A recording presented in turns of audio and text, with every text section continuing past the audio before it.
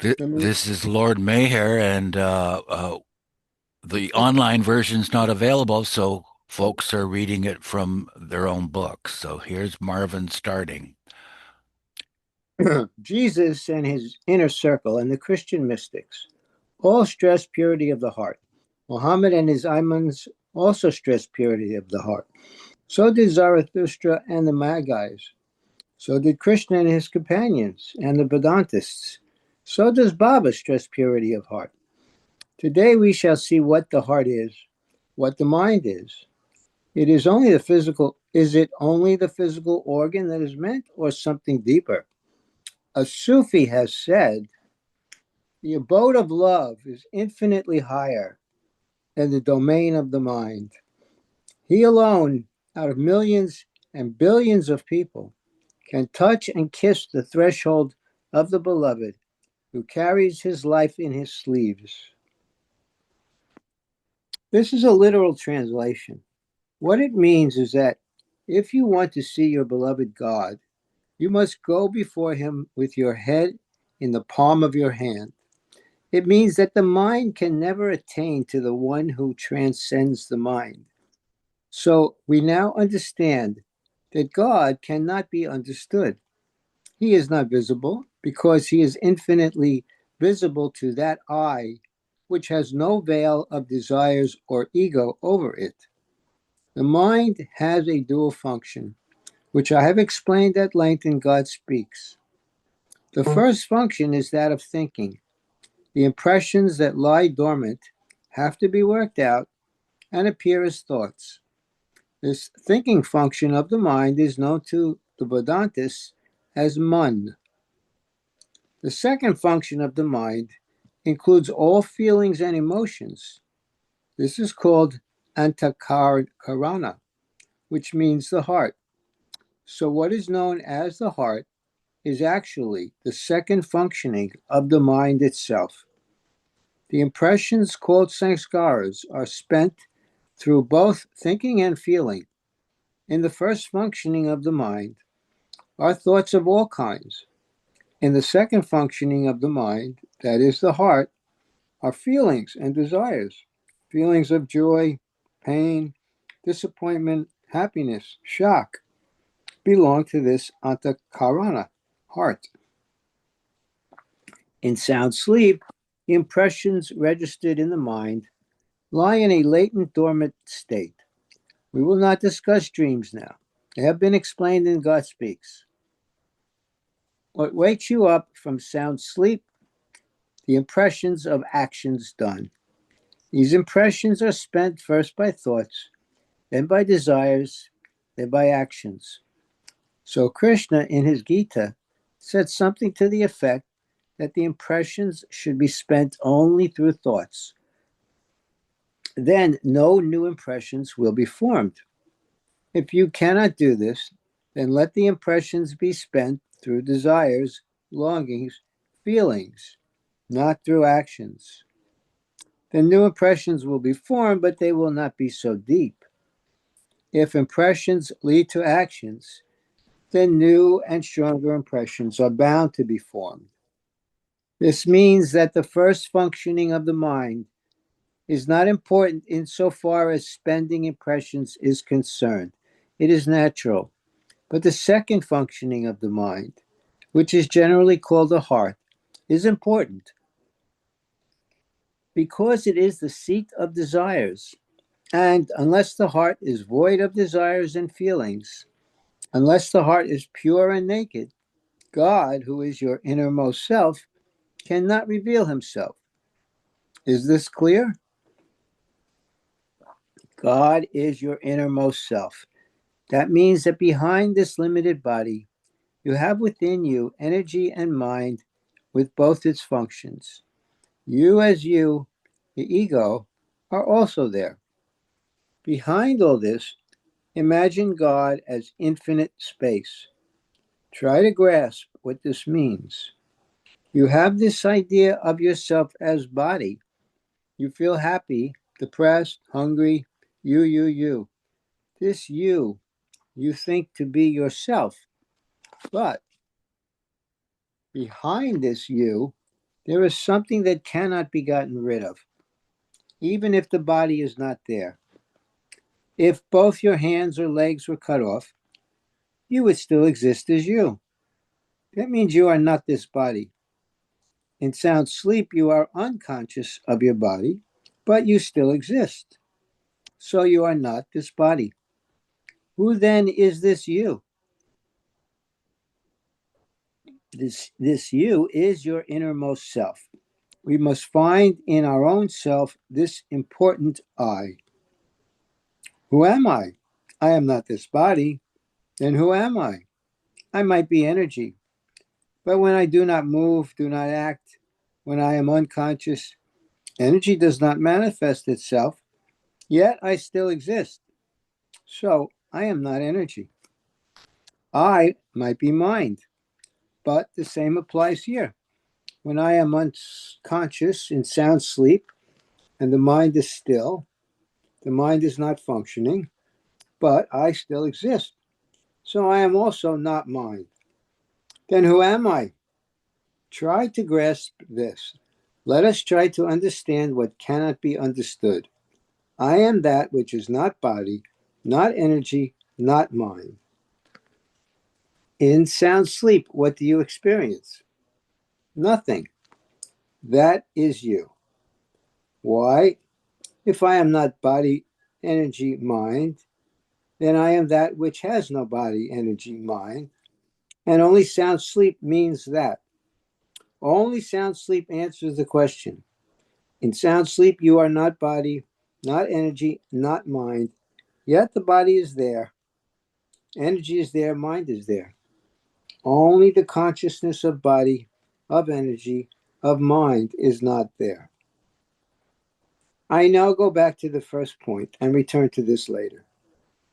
The original state of the beginningless beginning was the infinite sound sleep state of the infinite one. In the beginningless beginning, when there was no creation, no universe, not even nothing, there was only the is state of God. Then started the 10 states of God, which you will find described in God Speaks. During the process of evolution and reincarnation, impressions were gathered, body, energy, and mind developed, and the soul, in spite of its infinite state, experienced itself as the finite body, as energy, and as mind, due to these impressions. Now we return.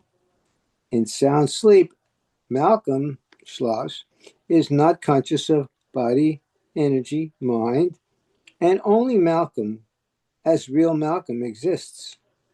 The important point is that Malcolm, in the sound sleep state, exists as I am Malcolm and is unconscious of this I-ness.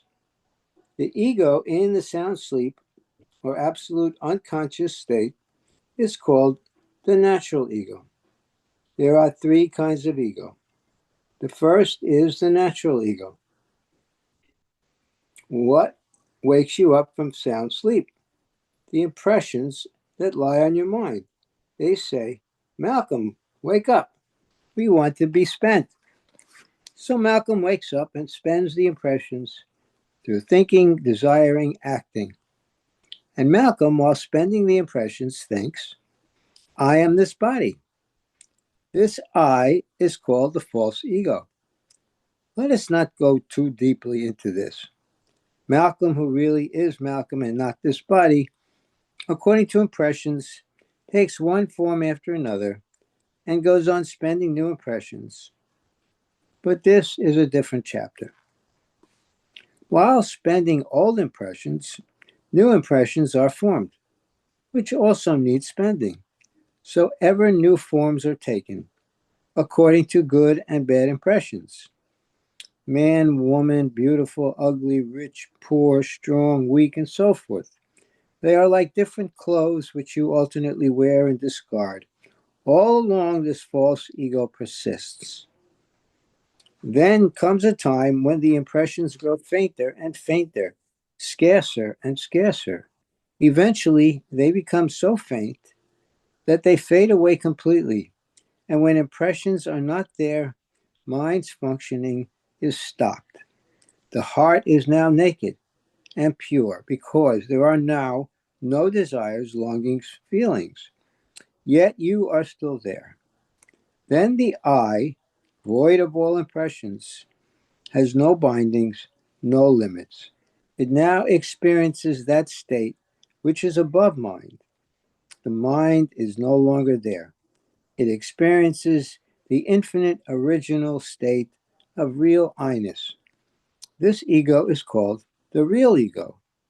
And just as within the false ego, Malcolm said, I am this body, or I am this energy, I am this mind. Now, Malcolm says, I am God. So there exists the natural ego, the false ego, and the real ego. Only the pure in heart can see God. This was what Purdom asked about, what being pure in heart means. Whatever I have explained will take you nowhere, because how can one explain one whom the mind cannot grasp? There is a bird of paradise which is said never to come on earth. Hafiz said, God is like the bird of paradise. Do not try to snare him by spreading the net of thoughts. In that net, you will find nothing but mind. And so it is said, only love, and God will be yours. Not thinking, intellect, but love. So, however much I may explain, God cannot be explained. But if I should wish it, in a split second you would see God and you would know. Ramakrishna, the Sadguru of Calcutta, did not speak any language except Bengali. He could not read. He was what they call illiterate. Yet, in an instant, he gained all knowledge. Flocks of very literate and learned people gathered around him without understanding a thing he said. So, love. The secret is, in a few words, when you are there, God is not. The more you use the rational mind, the less you understand. To explain and to understand, you must be there. And when you are there, God is not. So explanations and understandings mean you drive away God instead of drawing him in. When you understand, you have not understood. My one and the same beloved, it is said, appears in different guises and garbs and with different names and appears to be always different, yet he is one and the same beloved. You have to become what you already are. You are God, but you must become God. Christ humiliated himself. He had himself crucified to teach this. Through love, become what you already are. Okay, I'll take a break. Okay, I'll pause the recording just for a second. Yep. Zoom the recording now. We have Rosalie Dunphy reading. Unmute yourself first, Rosalie. There you go. To illustrate, Baba recounted this story during the advent of Ram, of Emperor Janak and his disciple Kalyan. Emperor Janak, Sita's father, was also known to be a perfect master. During his reign, there was a youth from outside his empire who longed desperately to see God. I must see him, he said, as clearly as I see these external things. And he decided to see Janak and ask for help. For 2 months, he walked through sun and rains without food. This was about 7,000 years ago. There were no automobiles and airplanes then. Finally, he arrived at the courtyard of Janak's palace. The guards accosted and stopped him. He stood outside the wall, crying aloud for Janak, shouting his name, his glory, and his fame. At last, Janak heard him and asked his ministers to inquire who he was. I am a lover of God, he replied. I want to see God. Janak must show me God. Janak had him brought in and said to his ministers, throw him in prison. So he was thrown in jail.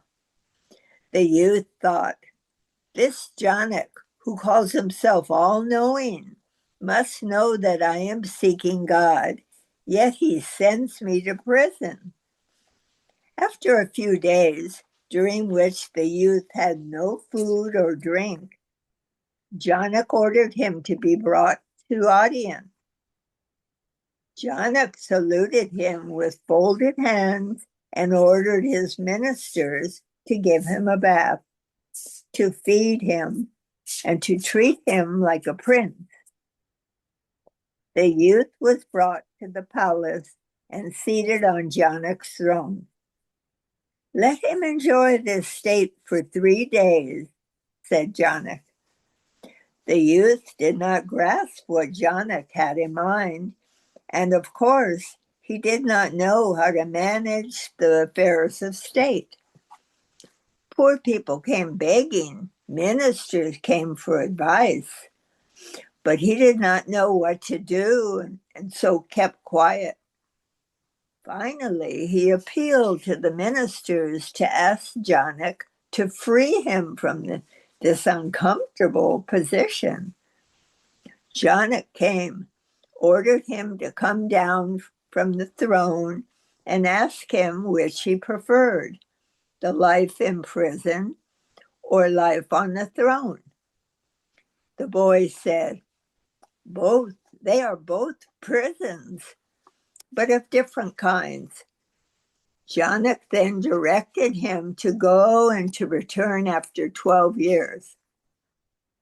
The youth left the palace, roamed about India, became a rich man, and took the name of Kalyan, which means happy in every respect.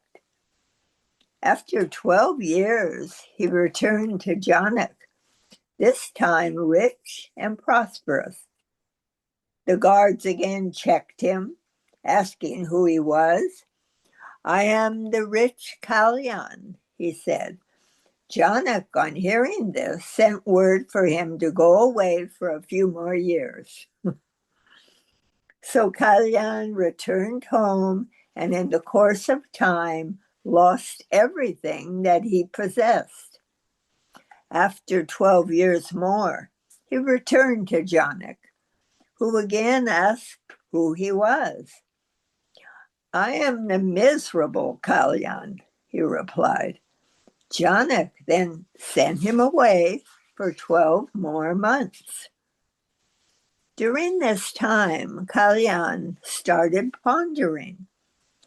What is this? When I first went to Janak, I had nothing, but I wanted to see God. Then I was thrown into prison. Then I was placed on a throne. Then I became rich. Then I became poor. What does all this mean? When he returned to Janak's palace after 12 months, one of the guards took pity on him and said, you fool, this time when Janak asks you who you are, say, I do not know. Kalyan followed this advice. Janak then turned his gaze upon him, and he lost consciousness of all bodies, of the whole world, and became conscious of his own self as the infinite God. The meaning of this tale is, unless you lose the I, you cannot see and become God, because where you are, God is not. Now about myself. When I was a boy, I did not know anything. I had nothing to do with spirituality. My father, who was a dervish, had roamed throughout Persia and India, begging and contemplating God. He taught me some verses from Hafiz and other poets, but I had no interest in poetry. I preferred playing games, marbles, kites, cricket, and I found myself naturally the leader of others. Yet one day, when a friend gave me a small booklet on the Buddha, I opened the book to the place that told about the second coming of the Buddha as Maitreya, the Lord of Mercy. And I realized all of a sudden, I am that, actually. And I felt it deep within me. Then I forgot about it and years passed by. Baba Jan called me one day as I was cycling past her tree and kissed me on the forehead. And for 9 months, God knows, I was in that state to which very, very few go. I had no consciousness of my body or of anything else. I roamed about taking no food. My mother thought I was mad and called the doctor. My father understood, but said nothing. The doctors could not do anything. I did not sleep. And then what happened is very rare. It is only for the avatars who take on themselves the suffering of the world. I took no food but tea, which my elder brother Jamshid, who loved me very much, gave me. One day, all of a sudden, I felt nature's call. I wanted to move my bowels, but it was impossible because I had not had any food. I sat there and had no stool. Then I saw with these gross eyes of mine circles and circles, whole universes. From that moment, instead of the divine bliss which I had been in for 9 months, instead of the divine, I was in such torture that no one in the world can understand. I used to bang my head to relieve my pain. I scarred my head on floors and walls. I could not contain myself. It was as if the whole universe was on my head. I used to break windows open with my forehead. Then I was drawn to Sai Baba. It was an intense urge. Sai Baba directed me to Pasni Maharaj. He picked up a stone and hit me on the head. All at once, I felt calm. Then 7 years passed, and one day Maharaj folded his hands and said, Merwan, you are the avatar. Babajan was active and had bright eyes, and even at 125 years old, she was extremely active. She always sat under her tree, rain or shine. She could feel love flowing freely from her. She once told the group there, I have so made this son of mine that one day he will make the whole world dance around his finger. There was no talk of money then. People just came for darshan.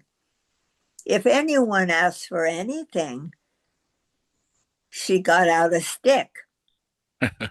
Always, she stroked her left arm. I cannot explain why, but she did it purposely. She used to walk fast, and at 85, she would run fast also. Years ago, the Mandali had to run or use their bicycles to keep up with me. She gave me divine bliss. Sai Baba gave me divine power. Upasni Maharaj gave me divine knowledge. I am now infinitely enjoying bliss and infinitely suffering at the same time. As soon as I drop my body, I will go back to my abode of infinite bliss. I suffer and suffer. From October for 3 months, there will be the climax of my sufferings, and then the world will recognize me. Sometimes I feel, why explain anything? It just comes, sit down, you all be here. Be quiet and be in the company of Baba. Sometimes I feel like explaining things. I wonder which is better. What shall we do? Shall we go on explaining, or shall we be quiet?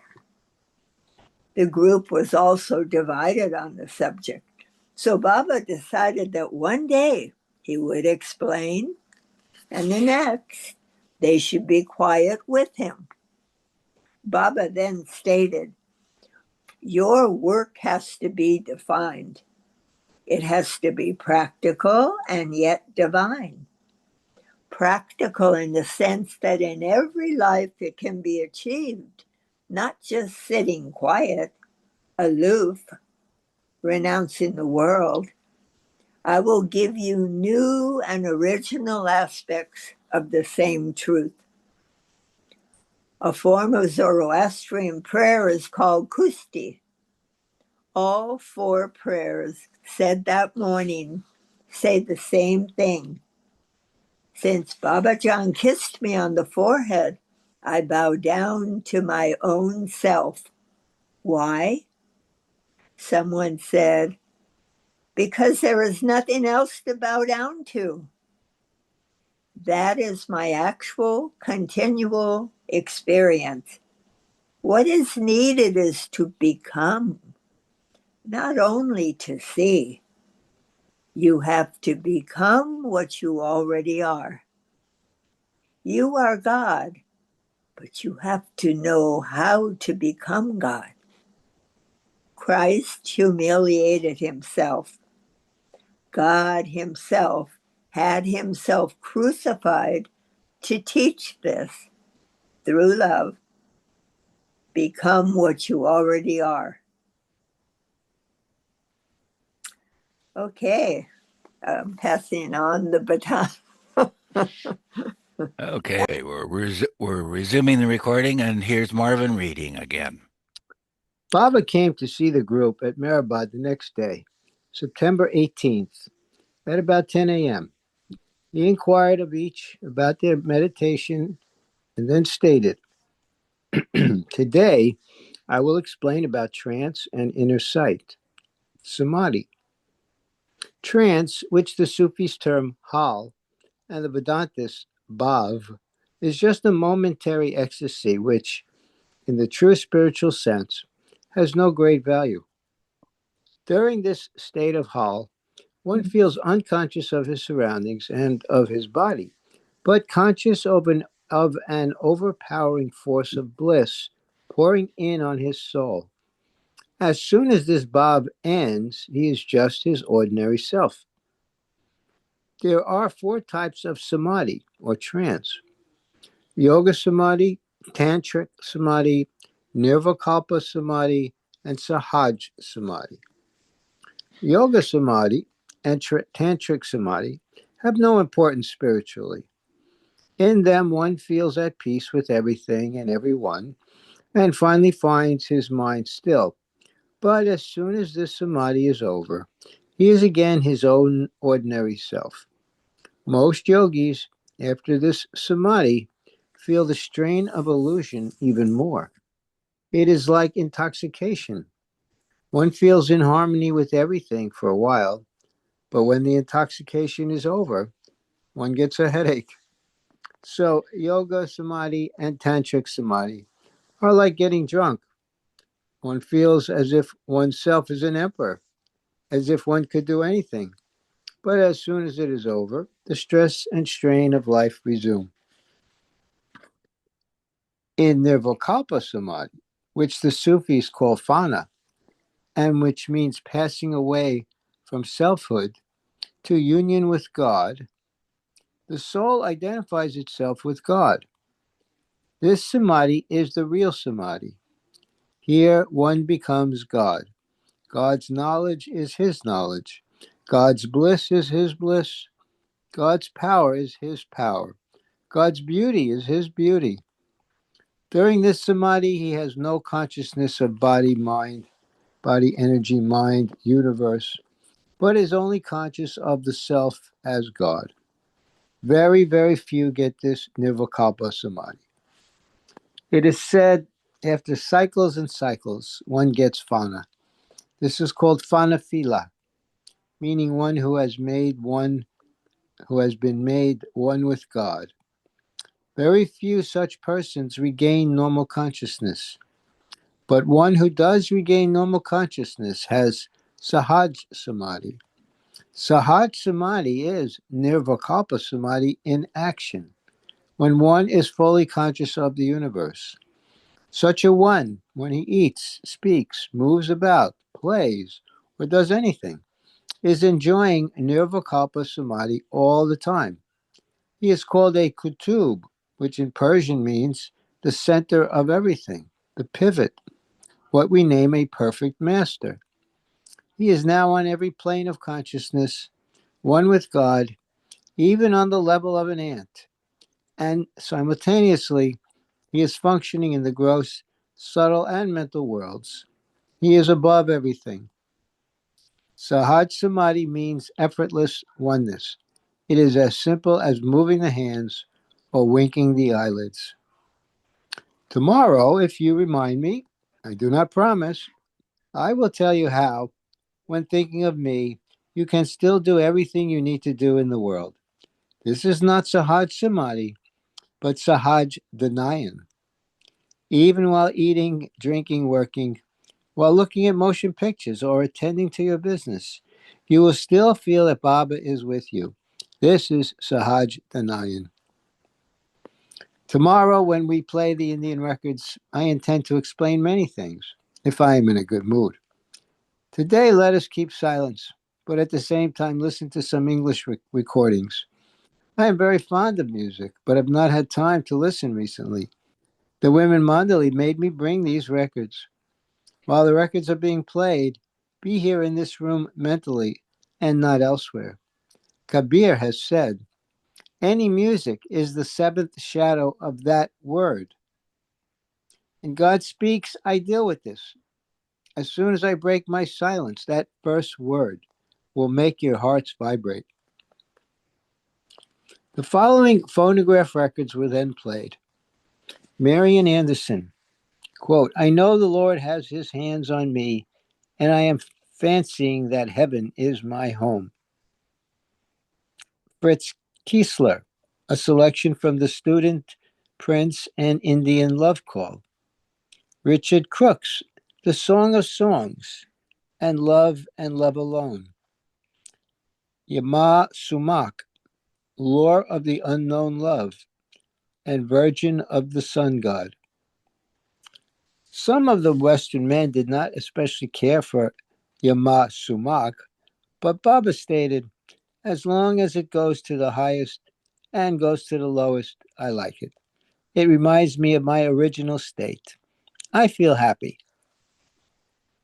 Another song by Yama Sumak followed, which Dana Field translated as, I love only thee. I worship only thee. To thee only I surrender the key to my treasure. In response, Baba commented, he who could do this would know me. This reminds me, when I drop this body, which will come about through violence, not one will be near me at that time. None of my lovers, none of my mandali, only those who would kill this body. The circumstances will be so created that in the confusion, Baba will not find one near him. Only afterward they will flock around. It is staring me in the face. It might happen before the end of the year, by breaking the silence, dropping the body, and all this. In the meeting, I will speak at length about this. At this point, another record of Yama Sumak followed with the songs High Andes and Monkeys. At the end of this record, Baba turned to Charles Purdom and remarked, "Dear Charles, can anyone imagine how I am here and simultaneously everywhere? I am being crucified every moment, and I would willingly die a million deaths to make someone love our beloved God, who alone is worthy of our love."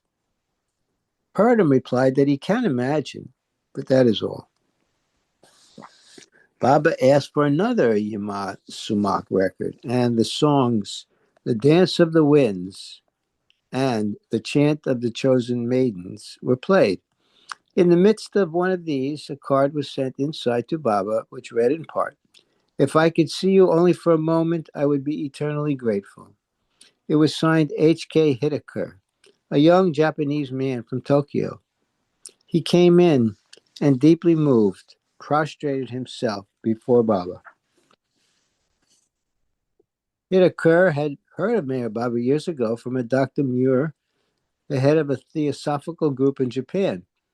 He had been wanting to meet Baba ever since, and seized the opportunity when he was invited to India by the Japanese ambassador, a relative of his. Baba told the man to rise, commenting wryly, "I do not allow anyone to come up on the hill." Baba gave Hitaker his own grapefruit juice to drink, saying, "You have come far, drink it all." When he had finished drinking, Baba asked him, "Why did you come such a long distance? Baba is everywhere." "I would like you to come to Japan," Hitaker said. Baba replied, "After 700 years, I will come to Japan." Hitaker had to go to Calcutta to get his visa renewed, so Baba directed him, "Go to Calcutta today for your work and return to Meherabad on the 28th in time for the meetings." Baba instructed the two Australians, Bill LePage and John Ballantyne, to sit in his tomb from midnight for half an hour, mentally repeating his name, with eyes open and mouth shut. He joked with Francis, "You will be responsible if they fall down into the crypt. What would you do then?" "It isn't what I would do, but what you would do to me that matters," Francis said. Later, Baba stated, "After the meetings on the 29th and 30th, I might have Hitaker sit alone in one place for 7 days without food or drink. And if he does this, I may give him just a tiny glimpse of me. He is a fine young man and is very much in love with truth. I have drawn him. He has no idea how." At 12:50 p.m., Baba sent the men for lunch. He stayed with them while they ate, passing behind them, tickling one in the ribs, patting each one on the shoulder, once on the shoulder. He kissed Danafield on the top of his head and called Hitaker to him several times to talk. The dessert was personally served by Baba to each. A portion was given to the Aran gown bearers also. A few times Baba played ping pong on the hill with the group. When Baba challenged Lud Dimple to a game, Lud decided to take it easy on him as he was recuperating from the accident. Baba returned Lud's first serve perfectly. In return, Lud served the next ball as hard as he could. Once again, Baba flipped back an unreturnable ball, and Baba spelled on the board, "Baba cannot play ping pong so well anymore since the accident in America." Baba then walked to Lower Meherabad to check the progress of the meeting arrangements. A large pandal was being raised, a separate meeting pandal, a dining tent, toilets, bathing rooms, etc., and also provision for 1,000 wooden cots in the sleeping tent. Carpenters were busy building the bamboo cots, and Bao was testing each by sitting on it. During the test, some would break, with Bao landing on the ground or on his backside with a thud, which provided grand amusement for Jangli's two small sons. Baba also enjoyed hearing about it. Krishnaji complained to Baba that Bao was putting less sugar in his tea. When reprimanded, Bao said, "This is not true, Baba. Since I do not prepare his tea, how could I be putting less sugar in it?" Krishnaji complained, "Bao has no right to say that I have uttered a false word. He should not contradict me. He should respect me." Baba castigated Bao, telling him, "Respect Krishnaji." Krishnaji was happy at this remark and daily began harassing Bao, the result of which Bao had to tolerate. Baba was imparting a lesson in tolerance to Bao through Krishnaji.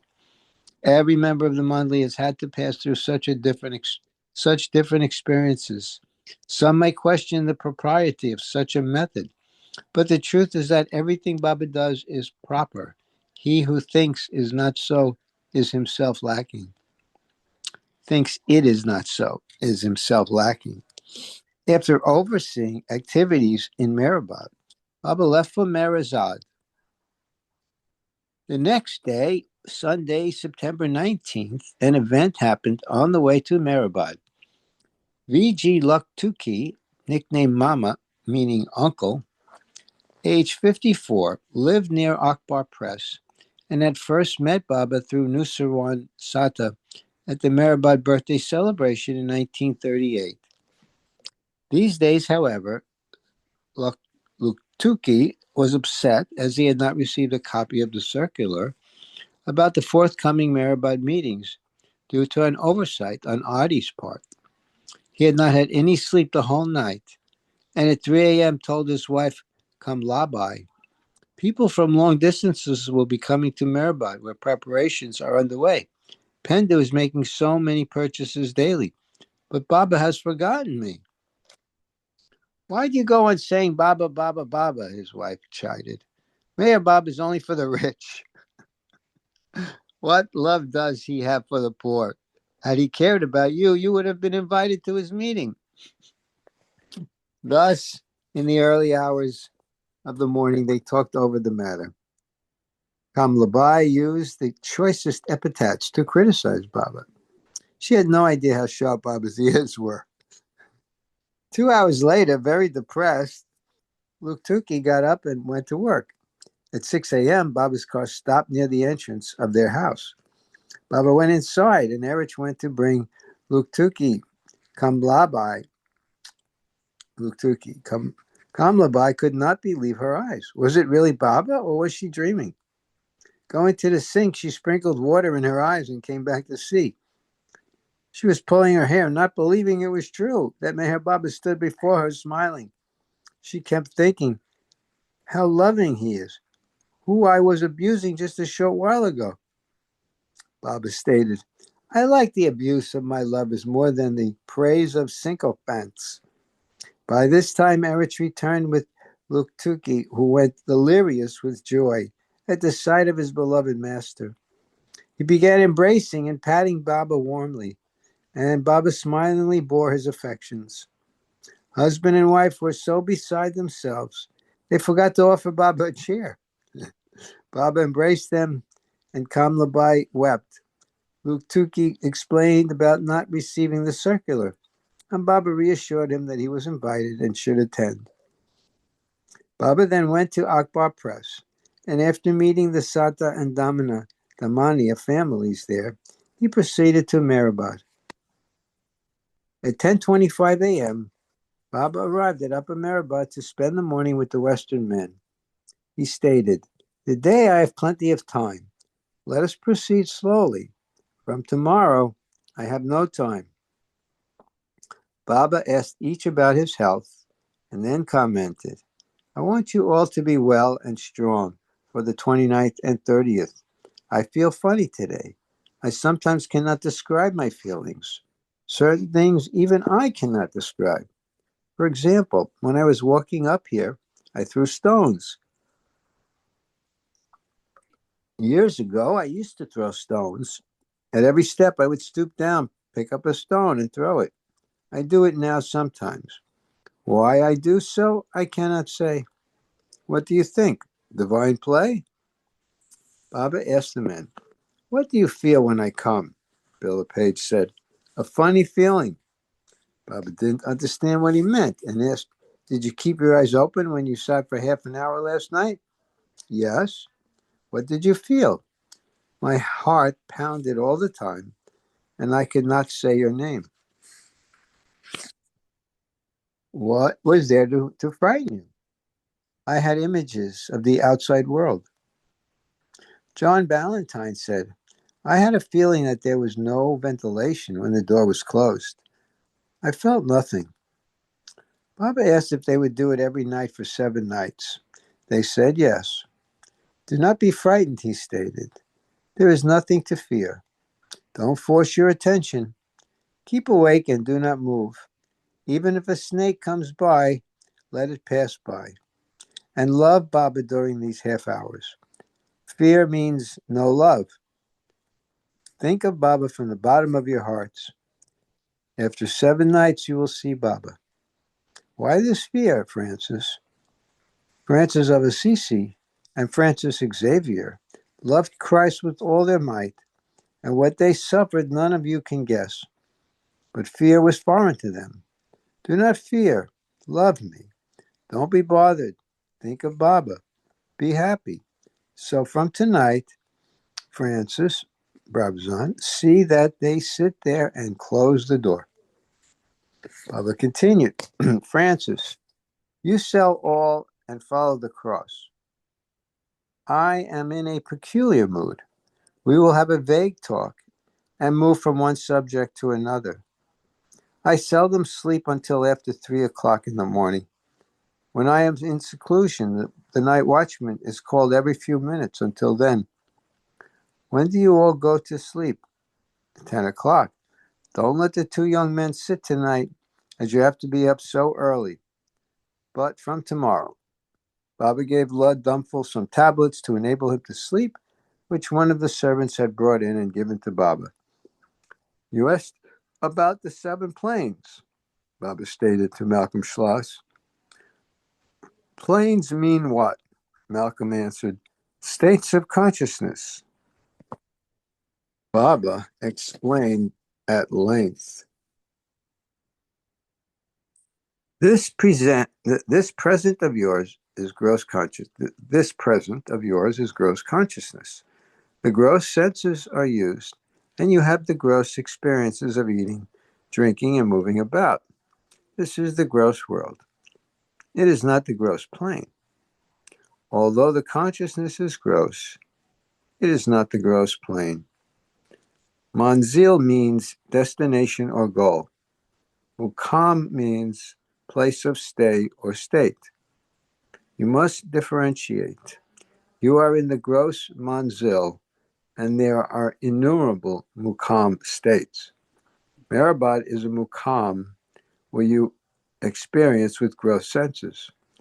When you are in America, France, or England, the manzil is the same, gross, but the mukam is different, and you have different experiences of the gross world in each place. If a man in Arangown, who seldom even visits Ahmednagar, were blindfolded, put in an airplane, and set down on Broadway in the night, his experiences would be fantastic to him because of the different mukam. But it would be the same manzil. Even now in the gross manzil, glimpses of the subtle plane are possible. There are 3 manzils in the subtle plane. Now what happens?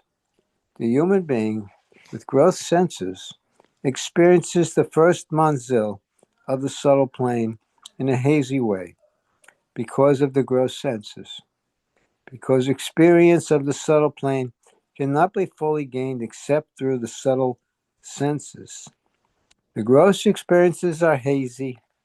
One sees colors, they disappear, circles of different kinds, wonderful perfumes never smelled before.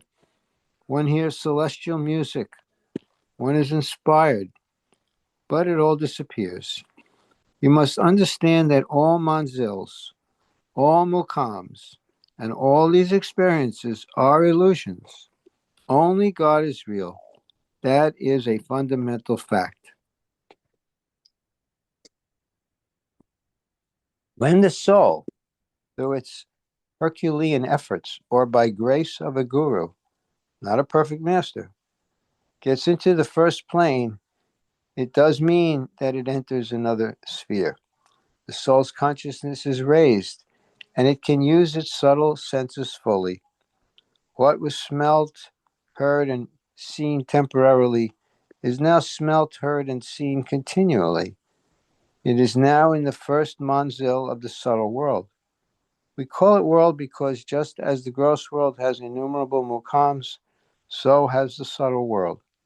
In the first manzil of the subtle world, through subtle senses, the soul sees different sights, has different smells, and has different experiences. Just as you have different foods in Mehrabad, different smells and different languages from which you are used to, according to the different mukams. In the subtle plane, the first manzil has innumerable mukams. You feel differently here from what you do in your homes with your family and children, though you are still in the gross world. So in the subtle plane, in the first manzil, the soul sees wonderful things and becomes enchanted. It loses its gross consciousness and it begins to hear subtle music and to see subtle sights and to enjoy them. But if the soul is wise through good fortune, or the guru is capable, the souls leave the first manzil and enters the second manzil of the subtle plane. In that manzil, the soul sees, hears, and smells through the subtle senses more intensely, and the mukams of the subtle sphere appear more agreeable. In the second manzil, the soul becomes so enchanted and is so overpowered that everything is 1,000,000,000 times brighter than the sun and 1,000,000 times colder than the moon. The soul gets enveloped in this light and hears the voices and smells the scents so intensely and so overpoweringly that it enters it completely. This is called the spiritual talisman. One has no consciousness of the gross world.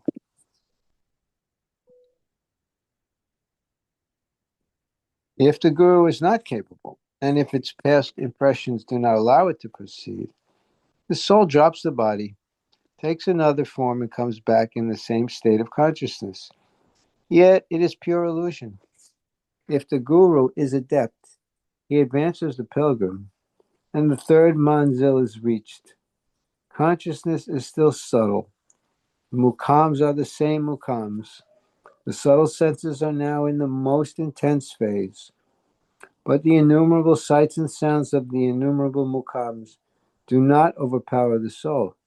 It is now full control over the senses and its experiences, not only in the gross manzil, but also in the two previous subtle manzils.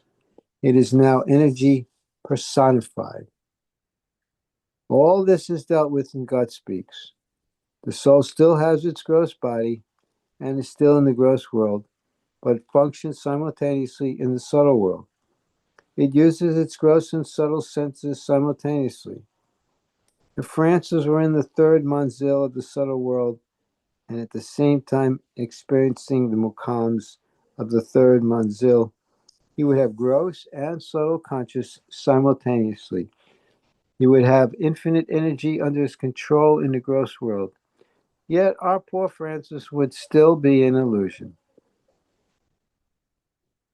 The day after tomorrow, we will talk about the fourth, fifth, and sixth planes until we arrive at reality and know that all this is tamasha, farce. Lovers of God do not care for this tamasha.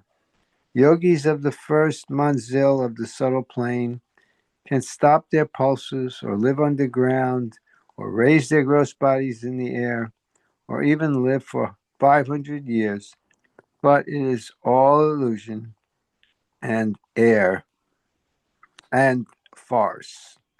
The seventh manzil is called Maksud, the goal, where the soul is free from illusion and becomes one with God.